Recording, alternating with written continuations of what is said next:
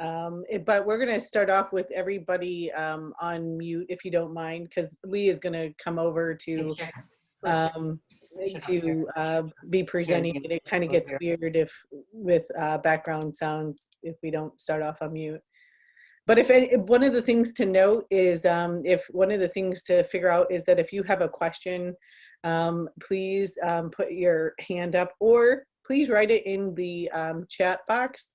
It's on your bottom of your screen, and you can basically commute with everyone or people in private. I mean, there's a lot of people that a lot of people probably know, and you could send somebody a message, hey, Sheila, you're doing a fabulous job on the county board, and I just want to give a shout out, or something like that. But we're all joining on.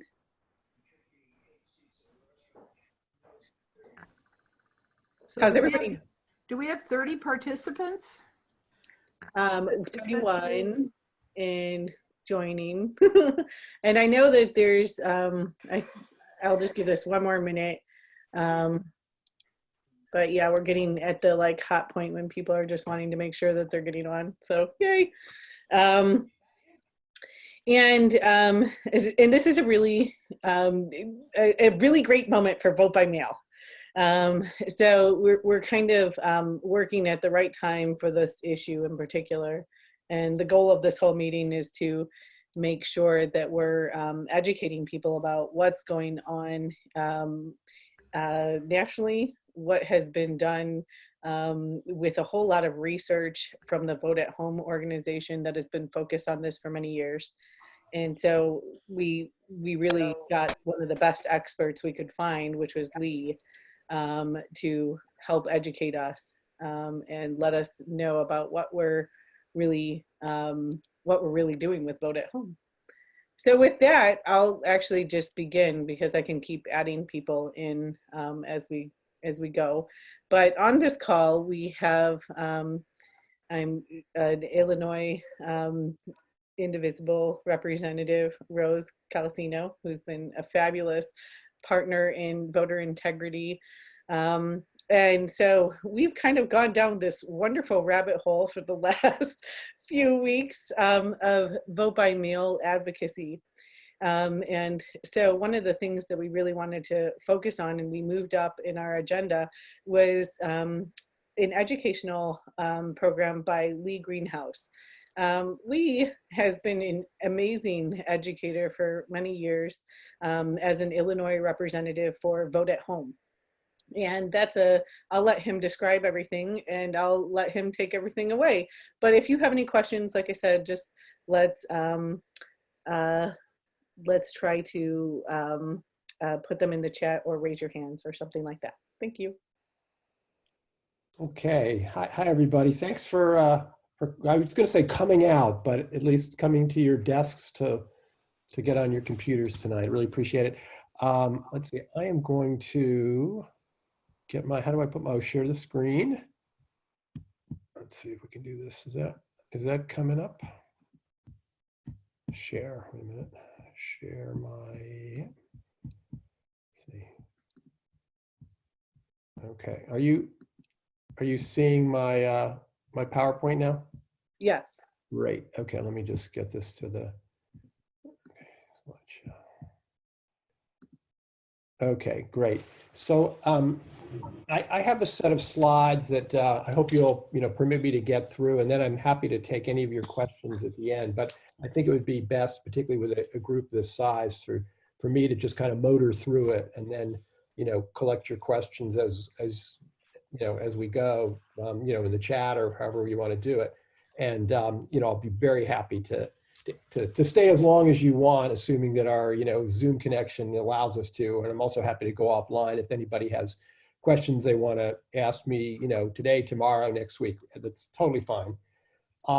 So I'm really happy to have the opportunity to talk to you about Vote at Home. The organization that I'm with is called the National Vote at Home Institute. It's a really important time, obviously, because we're in a very peculiar, very dangerous time in terms of our elections. Nobody ever saw this pandemic coming. Well, some people clearly did, but most of our public officials didn't. And we're now in a very precarious position in terms of how we're going to run our elections, both the primaries and the presidential in the fall. So, so a topic, you know, that I was talking to people about, and some people were interested, and a lot of people weren't, has suddenly become a headline issue. It's just all over now, and I think it's one of the reasons I think it's really important to be talking about it, and for me to be talking about it to you, is that I'm hoping that every time I talk to somebody, that I'm helping to educate them so that they can talk to somebody else and know the facts and the fiction when it comes to vote at home. By the way, the term vote at home, you can use vote by mail. There's some reasons why we prefer vote at home, which I'll clarify as I go through this, but either term is perfectly fine. I hope that after this presentation, you'll feel, you know, fairly well armed to be, you know, an advocate for vote by mail or vote at home. Not necessarily the world's expert, but you'll feel comfortable enough to be able to talk to your friends and neighbors and maybe even your public officials about it. So with that, let me tell you a little bit about our organization, National Vote at Home Institute, which is on the web at voteathome.org. We're a nonprofit, 501c3. We help states to advance their vote by mail policies. We help to educate legislators and elected officials and others. We collect and disseminate research and particularly best practices about how to run vote by mail. We conduct some of our own original research, and we provide people with the expertise to help support policymakers and as well as the elections officials who have to implement this. So importantly, and I'm taking the time to explain this, it's pretty important to understand who we are and sort of what our pedigree is, because the folks who are behind the organization are really the folks who help to lead the vote by mail or vote at home movement. The founder is a guy named Phil Kiesling, who was the Secretary of State in Oregon in 2000, when they became the first state in the country to go to an all vote by mail system. And the CEO is Amber McReynolds, who was the former director of elections for Denver, which you may know, Colorado is also one of the 5 vote at home states. And she was instrumental in developing their program and evolving it. So she's an absolute, you know, I mean, super expert is a mild word for her knowledge of this.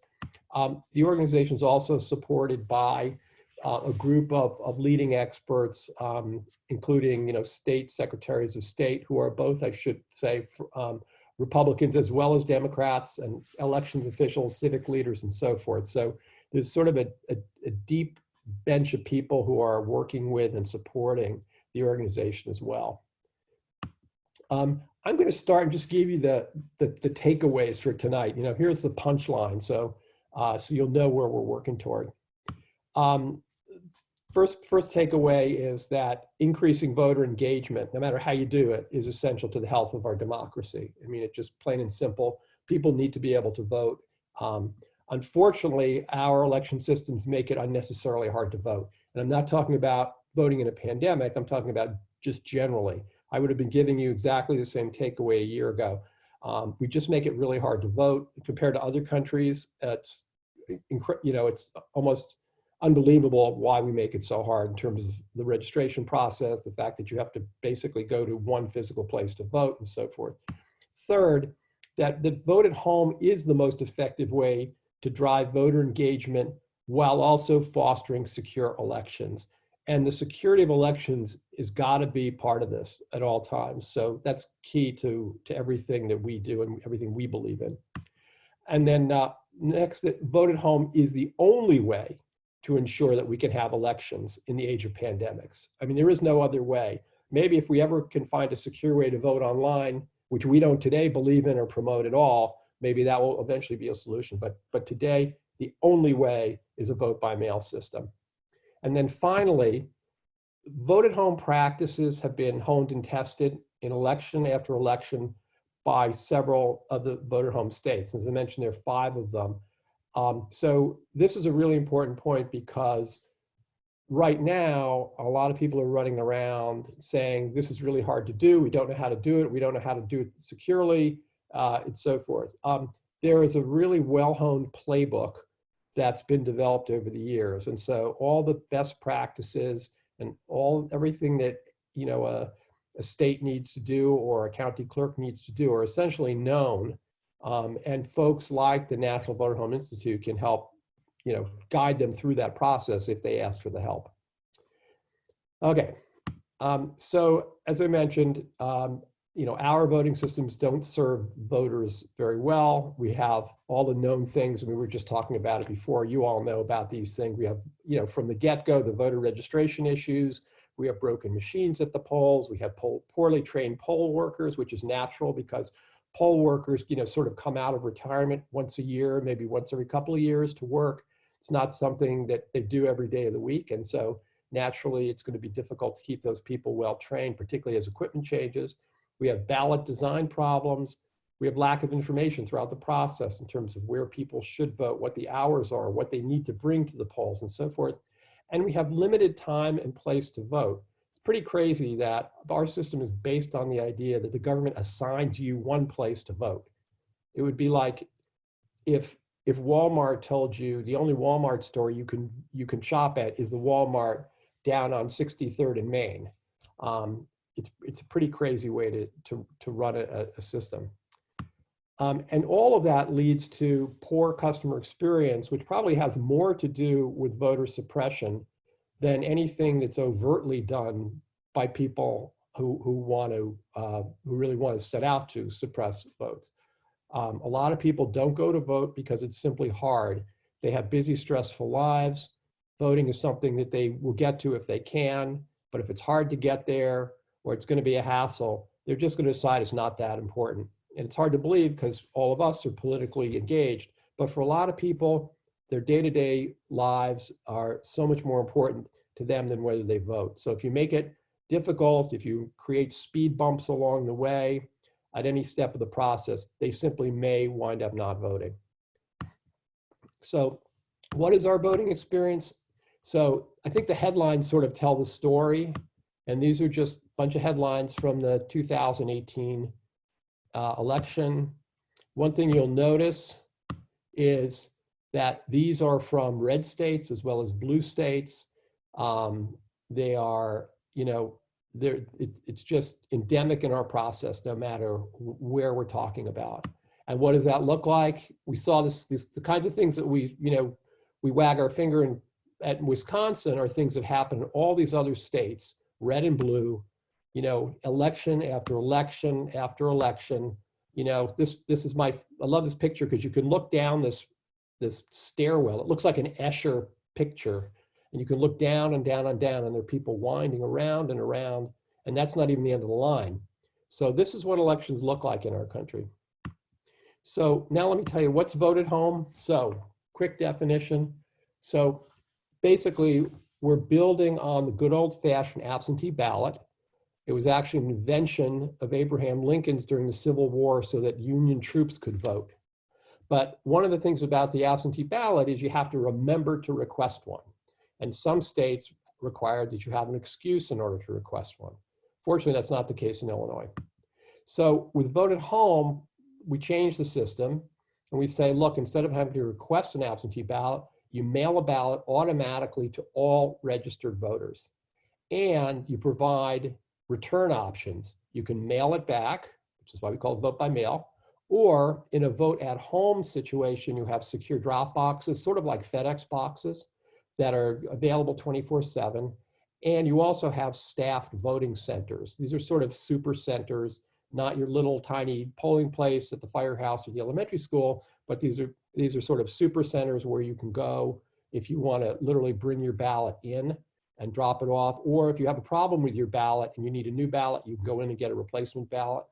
And if you're a disabled voter, you can go. They've got the help and the machines if you need them to vote physically. But the hope is that in a vote at home scenario, that relatively few people have to go to a vote at home to a vote center, and the only people that will go are people who want the satisfaction of dropping their ballot off And it turns out in most of the voter home states that the majority of voters don't mail them back, but they either use the secure drop boxes or they drop them off at the voting centers.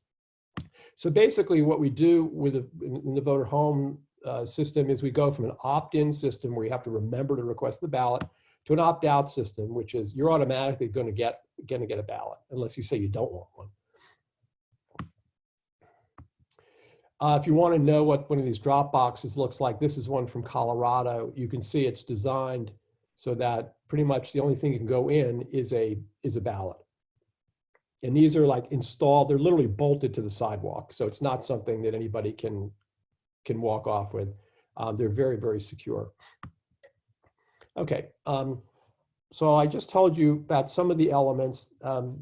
Probably the two most important ones are automatic ballot delivery and also the ballot return options. But there's some other things that I'm just going to go through because the details really do matter. And I'm going to get a little bit deep and wonky, but I think it's important for you to know about this because as we talk about what we're going to do here in Illinois, people are going to be debating which of these features we do need and which ones we don't necessarily need. So, but so let me just take you through the elements of a fully deployed, fully effective vote at home system. Also include ballot tracking. So this means barcodes on the outbound envelope going to the voter, as well as on the inbound envelope that brings the ballot back to the polls. And these are unique barcodes, just like you'd have on your FedEx package. And these allow the elections administrators to know where a ballot is as it goes through the post office, to know if it was delivered. And it also allows you, if you didn't get one, to call up the Board of Elections and have a new one sent. And the first one would be canceled. And then an inbound barcode so that, again, you can track the fact that your package, your ballot got returned, and even get, which we do in Cook County, at least in Chicago, I should say, you get an email or a text message that says your ballot has been received. So if for some reason you never get that message, you can either go online and check, or you can have an elections official check. And again, if it never made it in, you have the possibility of getting a new ballot and re-voting and having the first ballot canceled. Another important feature is proactive voter registration update. So one of the key things with the whole registration system, which always bites people when they go to vote, is you go to vote, and if you've moved, you may not be registered in your new location. And moving can be as simple as moving 2 blocks away from where you live now, and your polling place changes. So the voter home states, in addition to using automatic voter registration through government offices like the Motor Vehicles Bureau, they use something called the U.S. Postal Service's National Change of Address File, which the one thing that everybody does when they move is they file that little card with the post office to say they're moving. The file of moves is a service that the post office provides. And it's one of the reasons why, if you've ever moved, you notice that those catalogs follow you, right? Your Land's End catalog, your LL Bean catalog, whatever it is, it's followed you to your new address because for years, those catalog mailers have been using the NCOA file. So in the voter home states, they use that same file. So as voters move, they can send the ballots to the voters at their new address. By the way, these are non-forwardable ballots. So if a ballot is undeliverable, it comes back to the Board of Elections. It doesn't get forwarded to somebody else. Signature verification, okay, really important point because security, is really, core to this whole thing. So with vote at home, there is a signature verification process, just like there is when you vote down at the polls, right? During your registration process, you provide a sample of your signature. When you send back your mailed-in ballot, you sign the outside of the envelope, and that signature gets compared to the signature on file. If it fails for some reason, then there's a cure process whereby the elections board notifies the voter and says, hey, it doesn't look like it's your signature here, or you didn't sign, can you please sign an affidavit that says this is your ballot? So really important. The other thing that's really important is preserving the in-person voting experience at vote centers. So one thing that we don't want to do is take away the ability for somebody who wants to vote or needs to vote at a physical location to be able to do that. We think it's best done at a consolidated set of centers rather than thousands of individual, teeny tiny locations that are going to become increasingly difficult to staff in a potential pandemic situation. Ballot design, really important as well. And post-election audits. So one of the nice things about vote by mail or vote at home systems is you're talking about a hand-marked paper ballot, which means they can be audited if there's ever a problem. So that's the ultimate, fallback there. All right. And then finally, legal penalties. So it's obviously important that there be penalties for people who try to harvest ballots or forge signatures or do something like that. And it's really important. The truth is that there's very little fraud that happens with vote by mail, although potential foes want to say there is. If you want to have some fun, go to the Heritage Foundation's website. Yes, I did say Heritage Foundation. They track vote fraud. And if you look at their database of voter fraud, you can look at state by state or the whole thing, and you can see what they've tracked and the number of instances of voter fraud. First of all, it's not a very big number to begin with over the course of many elections, but the number that are attributed to absentee ballot fraud is very small. And most of it, I'd call it petty crime rather than systemic. It's a mother trying to vote for her son, or actually there was a woman who registered her dog and tried to vote for her dog.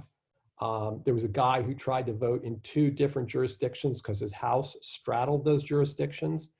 But when you hear from people about petty crime, about crime, and voter fraud, refer them to the Heritage site, because voter fraud is an absolutely infinitesimal problem in this thing. The amount of it that occurs with the billions of ballots that have been cast is like a 0.00001 kind of thing.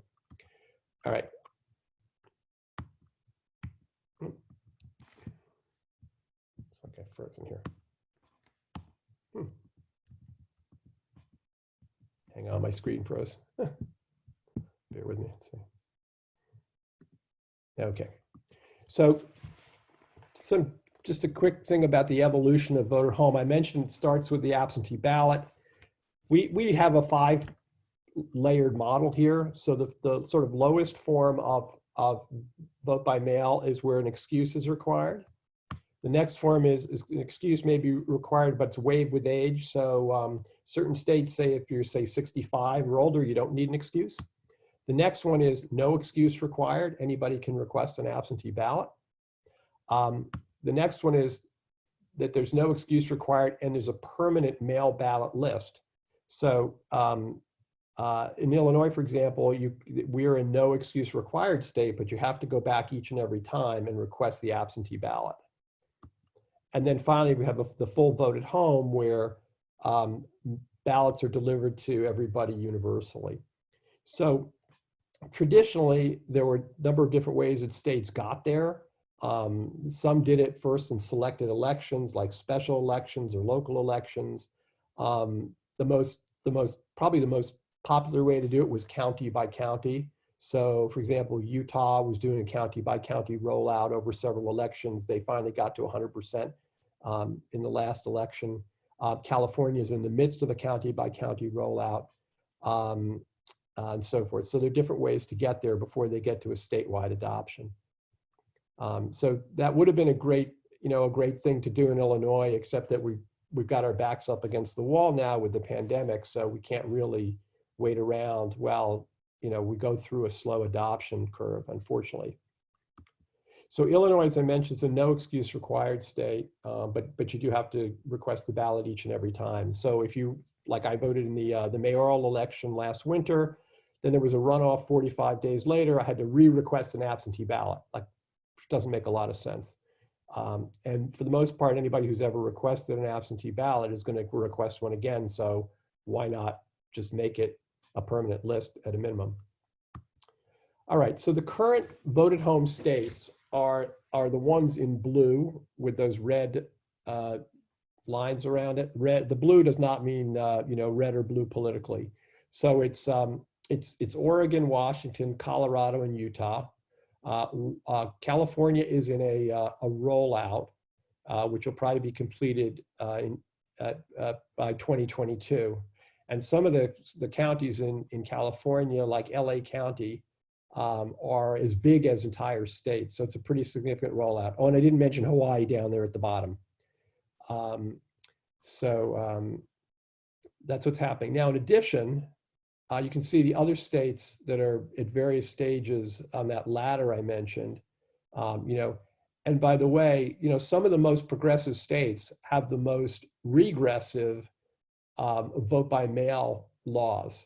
So it's definitely not a red state, blue state thing here. And you can see that the states here that have adopted are not necessarily red or blue.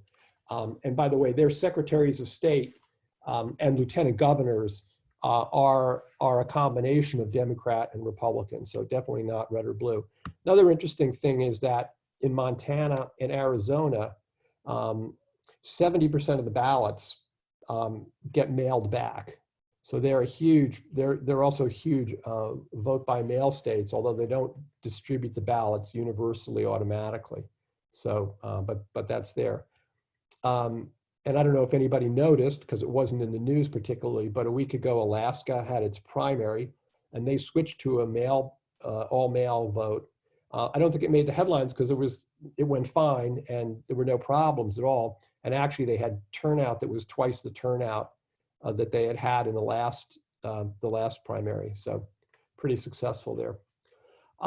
Historically, voted home has been, or vote by mail has been climbing while the percentage of election day voting is dropping. So we think that probably by the time of maybe the 2022 elections, that less than half of the votes in America will actually get cast by people going down to the polls physically. So you can see that blue line is just trending down, down, down. And meanwhile, mail ballots are continuously rising and now account for more than 1 in 4 of the votes cast. And that's and interestingly, because we're all proponents of early voting, but early voting, what's going on here again? Early voting in person is growing. That's the orange line at the bottom.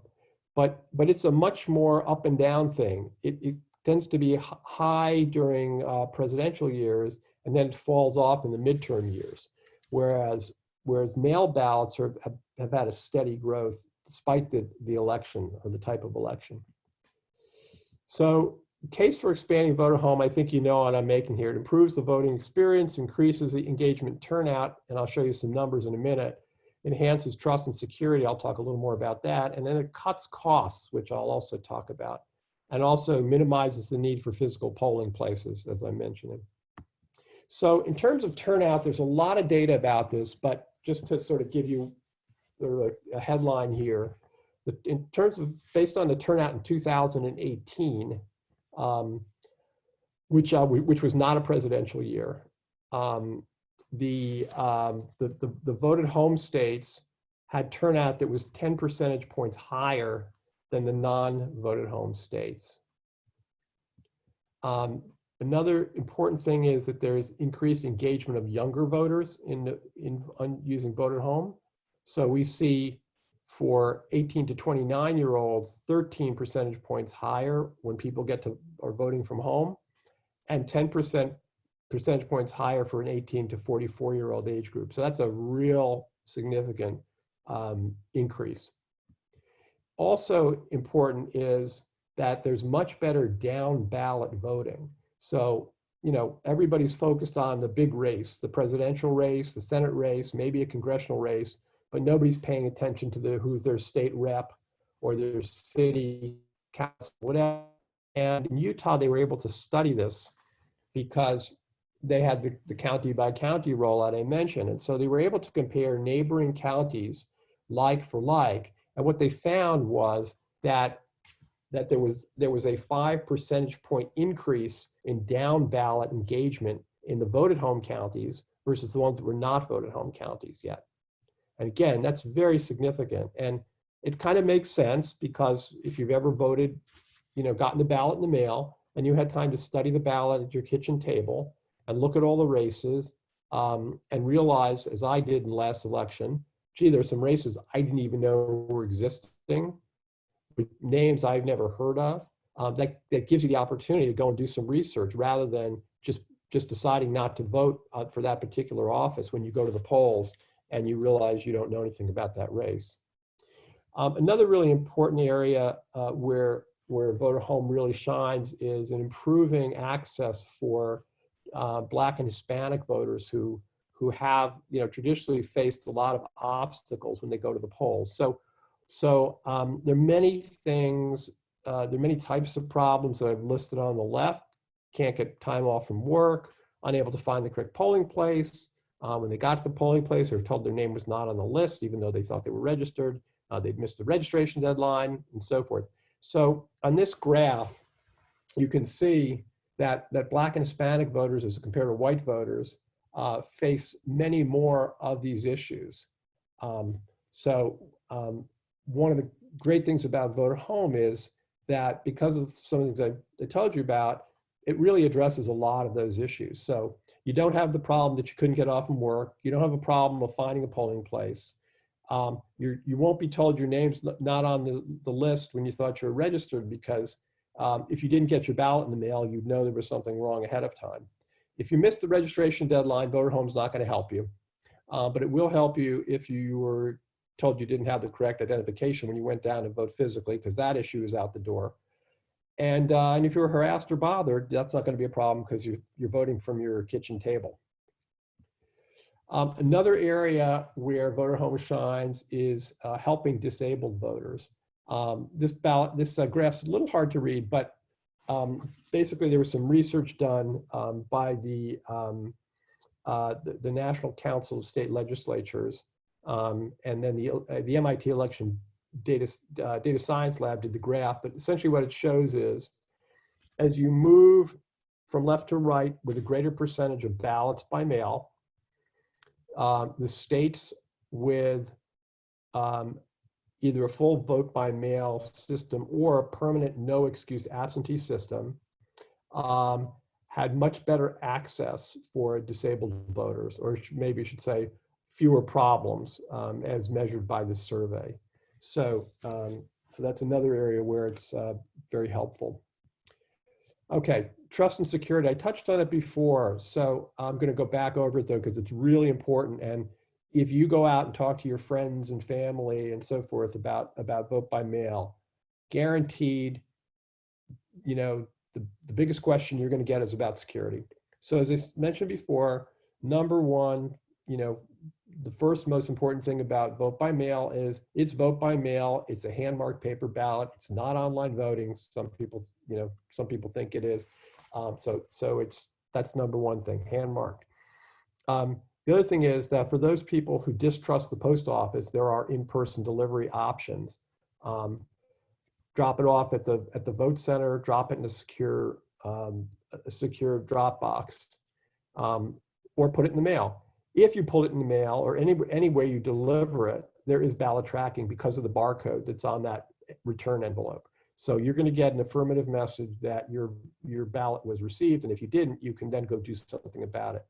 The other thing is signature verification with the cure process I mentioned. We're still talking about signatures just like when you go down and vote at the polls.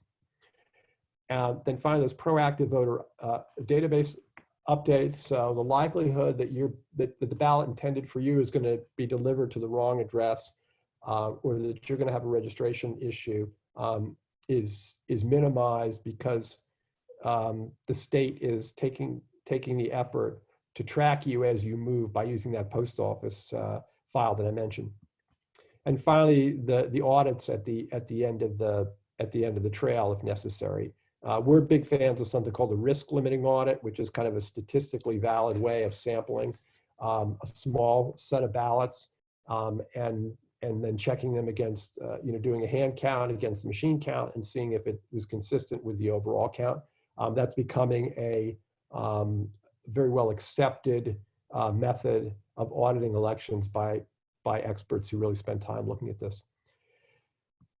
Okay, so one of the, as I mentioned before, one of the really great things to be able to cite is the Heritage Foundation, which has basically found that states that make extensive use of mail ballots have no higher and often lower per capita cases of voting fraud. So that from the people you'd least expect to hear from, but God bless them. All right, cost savings. Now, it's not the first thing on our minds because really what we're mostly concerned about is making sure we have widest possible access and security, but administrative efficiency and cost is really hugely benefited by vote by mail. First of all, as everybody knows, recruiting and training poll workers is one of the key expenses in running an election, and that gets multiplied over thousands of voting sites. So you have all those conventional polling places. You have transporting of equipment and maintenance of equipment as well. You've got processing of provisional ballots, which happens like a plague when you have registration problems and somebody shows up and says they're registered and they're not on the rolls, but they have a right to cast a provisional ballot. Unfortunately, the processing of provisional ballots is very expensive. And it's one of the things that has been cut down in vote at home states. You've got the purchasing of new voting machines. And Colorado was really a great case where it showed that they have been able to reduce their election costs by 40% when they went to vote at home. They reduced the number of polling locations dramatically, which resulted also in reducing the number of polling workers dramatically. They reduced those provisional ballots, which I mentioned, and they eliminated $100 million, more than $100 million in potential new equipment purchases because they no longer needed all of the voting machines. They just needed tabulating machines to count up the results from the paper ballots. So this is a huge savings. Now, unfortunately, if we find ourselves in a situation where we're continuing to run all of those itty bitty polling places at the elementary schools and the churches and the firehouses, and we're running a vote by mail system at the same time, we're not going to save money until we reduce the number of polling places. That's just the way it's going to be. And I think it's an important point because I think that the legislators are very reluctant right now to cut down on the number of polling places because it's a sort of hot button issue among voters who think something is being taken away from them. But we may be faced with that in this age of the pandemic. All right, I just very briefly mentioned some mistakes that have been made by other places because they get cited again by foes of vote at home or vote by mail as cases of why the whole system is flawed. The cases I'm just going to go through quickly have nothing to do with vote by mail. They have to do with badly designed vote by mail and legal loopholes that allowed bad actors to take advantage of that. So poorly designed voting systems cause confusion, enable fraud, and suppress turnout. That's the bottom line. There's the famous North Carolina election in the North Carolina 9th Congressional District where a provision in the North Carolina law that requires an absentee ballot to have a witness opened up the opportunity for partisan operatives, in this case Republican operatives, to knock on doors, offer to witness people's ballots, and then they offered often to deliver those ballots, and if they were Democratic voters, they basically threw the ballots away. So that was North Carolina. They wound up having to rerun that election when it came out that this had happened. So that's that. Georgia, you may recall, they had this exact match signature verification where if your signature didn't absolutely match it was rejected, and there was no cure process. And so if your name was John Smith, but your signature said John L. Smith, or you had a junior in your name, but you did or didn't use it, you might have failed the match, and you might have had your registration rejected. And then Florida, they just had crazy inconsistent ballot design and signature verification process problems as well. So these are good to know about, just because when people raise them, I think you can dismiss them as being basically examples of badly done vote by mail systems. Okay, so I'm just about done. So what's happening in Illinois? As I mentioned, we are right now a no excuse required state. We're hoping that the legislature will pass legislation to enable us to at least go to a permanent mail list, absentee ballot list. But what we really like, and this is what we hope will get drafted, is that we will do a universal mailing of ballots to everybody who's registered in the state. We had a call this morning that Diane was on with State Senator Julie Morrison from the 29th Senate District, and she is writing legislation that would do just that. So we're hopeful that that will progress. The bad news is that time is running out, that it is going to take time if we do that for locales to implement the policy. And the time between now and November is short, but we're hoping that this will happen. So I'm gonna stop here, and anybody that would like to ask questions is free to do that. Thank you. This is Flo. I've been tracking the questions, so I'd like to go through the ones that people have recorded in the chat. That would be great. And if I mention your name and you want to provide more details, please feel free to do so. Ursula was curious at the beginning about the cost of vote at home versus our current system. I know that you addressed that, but she also wanted to know about how voters would be informed of possible issues or possible glitches. Ursula, do you want to say anything else about that? I guess she needs to be unmuted. Diane, can you unmute her? Hi. This Ursula. Hi. Ursula. Oh, great. Go ahead. Good. So I remember chasing down provisional and mail-in ballots maybe 2 elections ago. And I had to admit that I had never checked on the status of any of my mail-in ballots before that election. And to this day, I still don't know how. So if somebody as engaged as me is having trouble figuring out how to track our mail-in ballots, I would think that a lot of like the college students who send in mail-in ballots just don't know how to track them and don't know if something went wrong or not. Right. So how does a universal voter at home system inform voters that there are problems, like proactively, instead of the voter having to go up and look at their status? Right. It's a great question. Well, in terms of what the states do today,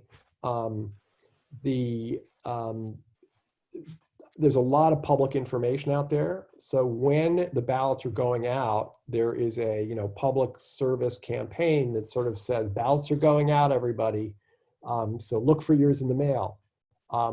Now, so if you didn't get one, and it's been a week or so after that announcement, you then might think there's something wrong and I need to call up the Board of Elections and ask them to send me one. Or there are websites that they maintain in these states where you can go and look.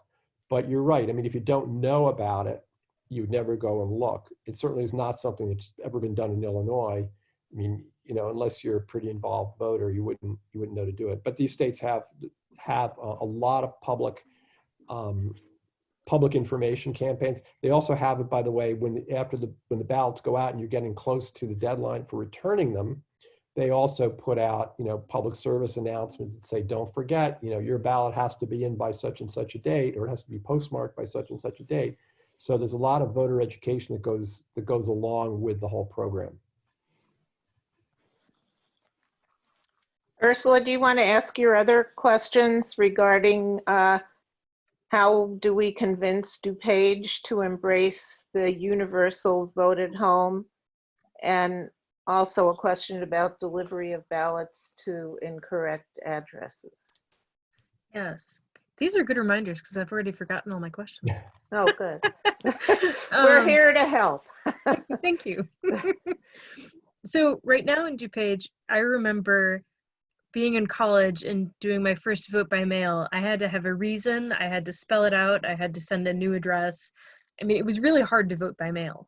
But right now it's really, I mean, except for the lines at some of the polling locations downtown, I haven't heard of much trouble in terms of like voter accommodation. Like you can vote early, you can register same day.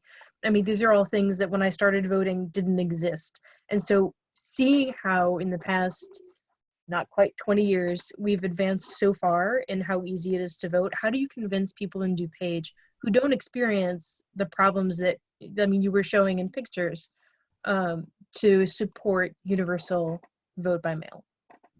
Right. Well, I mean, the first thing is that we are living in a very different time. And if people are expecting to be able to go down and vote locally, they may not have that option come November. We just don't know. But we know that it's going to be more and more difficult to staff those places because, the people who staff them, largely seniors, are, less and less willing to expose themselves to the disease. We also know, and this came up actually in the call today with Senator Morrison, that fewer and fewer schools want to have the public in the schools. They're concerned about safety, not coronavirus safety. This is a problem that pre-exists that. They're concerned about, the physical safety of students with people, coming in and out of the school and, in a place where there are a lot of children. So and one of the reasons why we believe strongly that sending a ballot automatically to everybody is really important rather than waiting for people to request it is that if you tell people to go and request it, it implies and gives people the expectation that they have a choice. And come November, they may not have that choice. And so the only way to ensure that we provide the opportunity to vote for everybody is to automatically send them the ballot. There's some discussion about whether we should send everybody universally an application for a ballot, add that extra step, which would just be extra money. But again, we think that just implies that, it's your choice. Hey, if you really like voting at your local firehouse or the church or wherever, fine, you can still do that. You may not be able to do that. One of the things that happened in Wisconsin the other day, aside from everything else that went on, is that a lot of people who were told to get an application to vote for a mail ballot thought, oh, I don't need to do that because I know I just vote down a block away. It's not a big deal. But on election day, that place wasn't open. Only a fraction of the voting places were open. And so a lot of those people never got the opportunity to vote. Now, so sending the ballot by mail to everybody sends a signal that this may be your best bet for voting, not it's just another way to vote. I mean, and that's the unfortunate reality of the environment we're in right now. Let me just break in and let me just finish the DuPage portion because I think that there's going to be some questions answered as soon as I go through this next portion. It's going to take us 2 minutes and then we'll go back to the expert lead. So from an activist perspective, let me share the screen.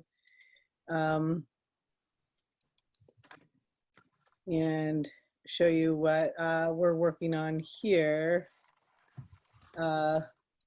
locally.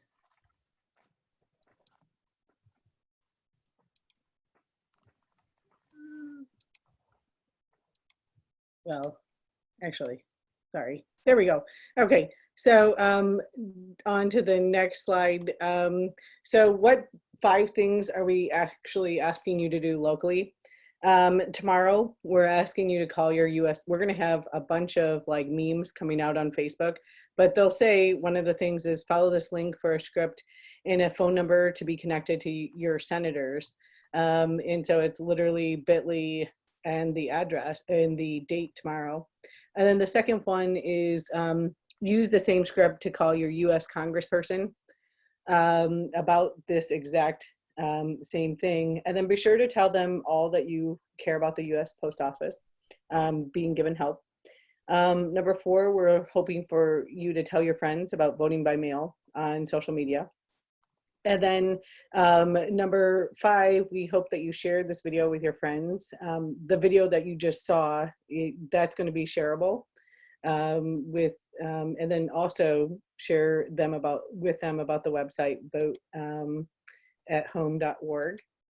And then what do we want here in Illinois? Specifically, there's a group coming together that Indivisible is a part of, Indivisible Illinois, League of Women Voters. We're trying to get a whole coalition of groups together in order to expand the access of voting in Illinois for all sorts of reasons, including health, safety, disabilities, and convenience. And this is the overarching goal. But we could also identify state principles from Julie Morrison's bill and have statewide. Number 3 would be to have a statewide vote tracking system. This seems to be a must in Morrison's legislation. And so we really need to help ensure that this happens.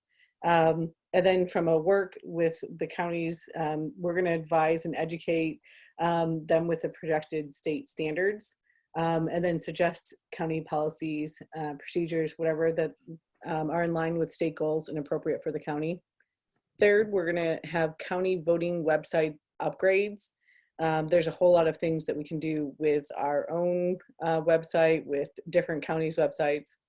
And then a county identification of impediments to voting. And then focus on funding. Sean's office should be helpful to us to better understand that. And then when it comes to what do we want in DuPage County in particular, it sounds like a statewide, there will be a vote tracking system.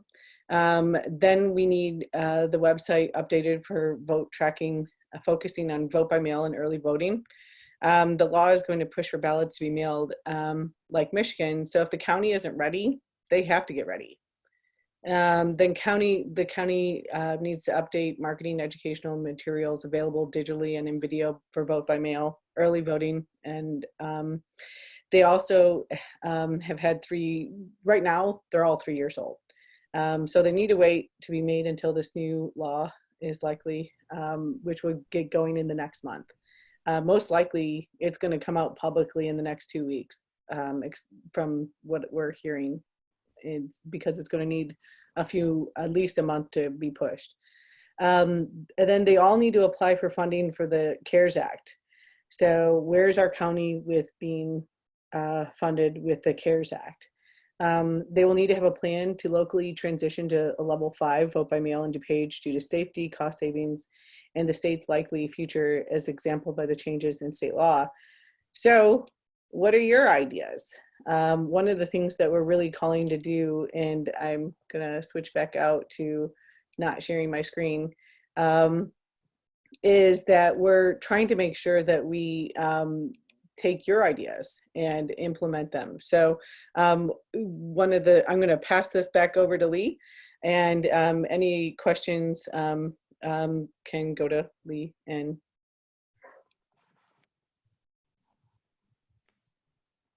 do you want to talk about people's ideas, or I just have a couple more that people had entered. So I think Diane covered some questions about the U.S. Postal Service and how we want to approach DuPage. One question that a few people had was, what is the difference between voting machines and tabulating machines? And we know that there have been many issues with electronic voting machines over the years. So what happens with tabulating machines? Are they simpler? Yes. Okay. So let's distinguish. So when you go to vote, right, you know, we're somewhat familiar with, right, you stand in a booth and there's a machine there that, you know, sometimes it's like a tablet and it allows you to make selections.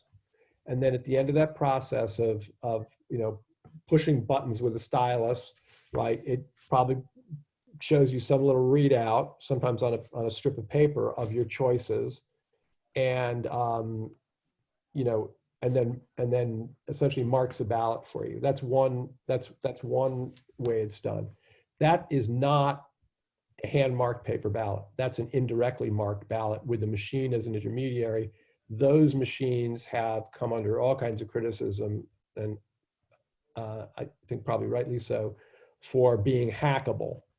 The other way that you may be voting is you're handed a paper ballot and you literally have a pen and you mark that ballot with your pen and then you hand it in to somebody and that goes through a tabulation machine. The tabulation machines are much simpler, much less capable of being hacked. And again, they're auditable because at the end of the day, if there's any question, you can take a sample of hand-marked paper ballots, you can hand count them, and you can then run them again through the machine in a test and see whether the manual count and the tabulation, you know, match. And that's an audit. So big difference there. Okay. Question about the chain of custody of ballots. Yep. Yep. Great question. So you know, typically in the vote at home states is ballots go into a secure room. It's locked and it's under camera, and the lock can only be opened by, you know, cannot be opened by a single person. And usually it's, you know, you need like a Republican and a Democrat to open it. And there's an entire protocol for how those ballots get handled such that, you know, it's always under observation. And it's always under, you know, with the oversight of election judges from both sides of the aisle. So again, that's something that's been very well honed in the vote at home states. Okay, thank you. That was Ria's question. And then one last one, Bonnie asked about any changes that would be made to voter registration. I guess pertaining to what can happen on election day with people making provisional ballots. Right. Okay. Let me add one more thing, by the way, about the custody situation. Okay. In Colorado, and I don't know about the other states, they actually have the camera that is on, you know, on the room where the ballots are is also live streamed. So I mean, the public is actually watching what's going on as well. In terms of the question about registration, I don't know if there'd really be any changes to our registration process. The thing we would probably preserve is you know, same-day registration at a vote center, where you could go and do same-day registration if you had not already registered. So that would be another reason to have the vote centers. Okay. Diane, do you want to take it back? Yeah, so does, I just want to make sure that anybody doesn't have any questions more for Lee, because I think some of the chat was, as I was looking, I just want to make sure that we're that Lee has, because he's really the expert. And I see Mark has raised his hand. Oh, Mark great. Phelan. So feel free to unmute yourself. Hello? Hello? Yep. Oh, Yeah, we okay. hear you. I didn't want to make sure what we in the radio biz was doubling with someone. First of all, you explained very clearly what's going on in DuPage. I'm wondering if you have any comments on national initiatives such as Kamala Harris's bill and so forth. There are, I'd say, very strong attempts in Congress to fund moves to vote by mail. That's subject to, a lot of wrangling, obviously, in Washington. So I don't know specifically what's going on there. But the more important part is that voting basically, devolves down to the states, and each state is really, has the right to determine how it runs its elections. So regardless of what happens in Washington, it's still going to be up to individual states to decide, how far they want to go with this. And for some states, it may be further than others. One thing I should mention too that I didn't mention is an important issue that comes up, and that's paying for the postage, the return postage on ballots. Some states in the past have done it, some have not. They basically all evolved to providing a postage paid return envelope because, it's how do I say it? It's definitely an impediment if you don't.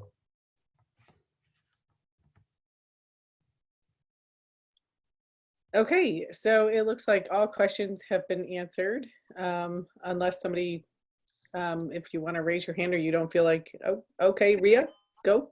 Yeah, I got one other one because this has come up in some other groups that talk about the tracking of votes, and that is fractionalized voting, that the machines are programmed so that candidate A might get counted as 1, candidate B might be counted as 1.12, and candidate C, that vote might be counted as 0.90.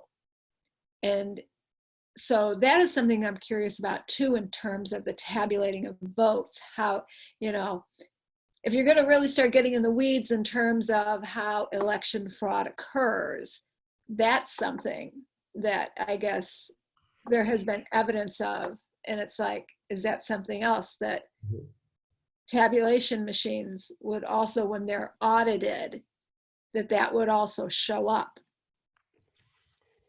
Yeah, the kinds of problems I've heard about have not so much been the tabulation machines as with the machines that mark ballots where it was flipping candidates.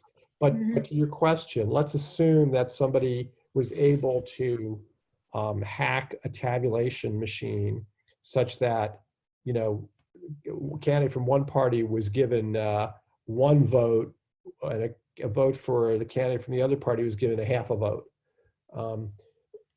That would be very easy to detect during an audit, because what you do is you take a sample of paper ballots, you count them by hand, then run them through the tabulating machine. And if they didn't agree, you'd say there's something wrong here. Yeah, that's the one thing that I, it's like, how do you keep it clean from start to finish? There's so many moving parts. But it's the one thing that we have got to clean up if we're gonna remain a democracy. Yeah, no, absolutely. Election integrity is critical to all this. It doesn't do us any good if we let everybody vote, but the counting isn't good. Yeah. Yeah, in the end, it's who counts the votes. Well, but that's why you have, all eyes on it. It's not, it's not done in a back room. It must be done, basically under lock and key and camera and even public view in this day and age through the web. I think that would be an excellent idea as well. It's almost like jury duty, that people could be called to, election duty, that your job is to go watch the counters, make sure that, things are, just witnessed. Mm-hmm. I don't know. And Yeah. and that's what poll watchers are. And I think I see Sue Quigley asking a question. Yeah, I can't seem to raise my hand. I can't find the button, maybe because I can do things, but so for the states that are doing this as their only method, is there any pattern as to if they allow ballots to be counted after whatever's declared the election day? Mm-hmm. Yep, really good question. Different states do it differently. Some say it must be postmarked by election day, but can be received within X number of days after the election and still counted. Some states say it literally has to be received by election day. I mean, that's basically what they were saying in Wisconsin for the mail ballots, which seems a little bit ridiculous given that, you know, the day that everybody knows to be election day should be the day when you should be able to put your ballot in, get a postmark, and still have it be counted. But if you had those set machines like we saw in the picture, where you walk up and put it into there, if that's the only collection method, which I guess I'm saying theoretically, then that wouldn't be the only collection method. Well, assuming we have a post office, assuming the Postal Service is still in business, that's option A. Most likely second option would be drop it off at a voting center. And if we get lucky in this state, we'll also have the drop off boxes. But honestly, if we didn't have those in time for this election, because this is our first rodeo. Yeah, we wouldn't for this one. I would live without it, because that's just one more thing that has to get done in a short period of time. But theoretically, you're always going, for now, we're probably looking at having a certain time frame for more to come in after and declaring the election official at some set 2 weeks whatever after. Right. Well, you would also know if you counted, you know, X number of ballots and the margin of victory was such that the remaining ballots couldn't alter the outcome, you'd know that, yeah, it might change the numbers, but it's not going to change the winner. You could still declare the election, you know, earlier, presumably. And that's essentially what we have right now. But I just want to make sure that all questions were answered. And Jerry looks like he has a question. Yes, Jerry Galloway. I just have a brief comment regarding a national push to have vote by mail and funding coming out of the federal government. Carrot and stick approach worked for raising the drinking age to 21 across the country. Threatened to withhold highway funds to states that didn't raise the drinking age. And a carrot and stick approach may help in this regard too. Right. Well, I think there was an effort to try to tie this with some of the relief funding for the coronavirus. And we've heard from randomly from some of the Congress people in Indivisible calls that they're planning to continue to try to attach funding for election integrity upgrades to the future CARES bills or whatever spending is appropriated. Okay, anybody else?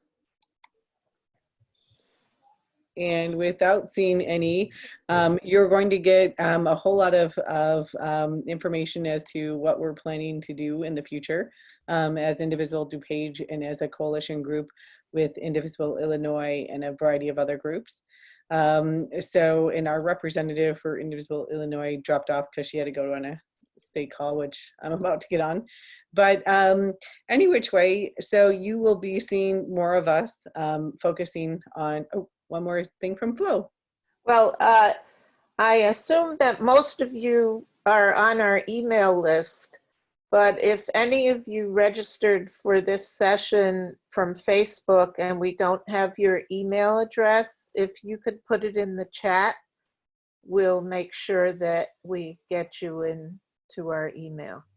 So please do that. Probably most of you are on the list. Yeah. And I just want to say my hat's off to you guys for doing this hard grassroots work. It's really, really important. I mean, In fact, Julie Morrison said it on the phone today, and it is true. I mean, you know, getting everybody, many people out as possible to talk to, you know, elections officials and state reps and our you know, congressmen and senators is really important. So please, you know, please keep it up. It's just, you know, I can't say enough how important it is.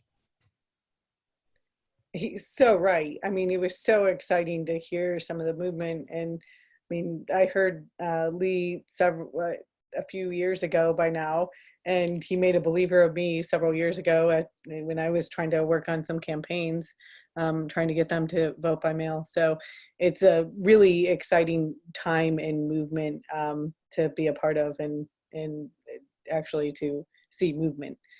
So thank you very much for coming, everybody. And we're going to have this be on Facebook, and we'll allow this to be then like the video then to be shown. So we're very excited, and we hope that you continue to educate voters, and you continue to lobby people that can help us change this into more of an effective way to vote, because more people will do it, which is really kind of our goal.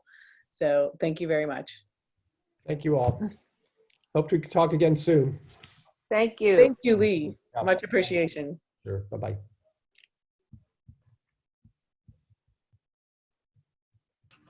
Thank you. Good night. Night. Thanks. Thank you. Definitely. Bye. Miss you guys.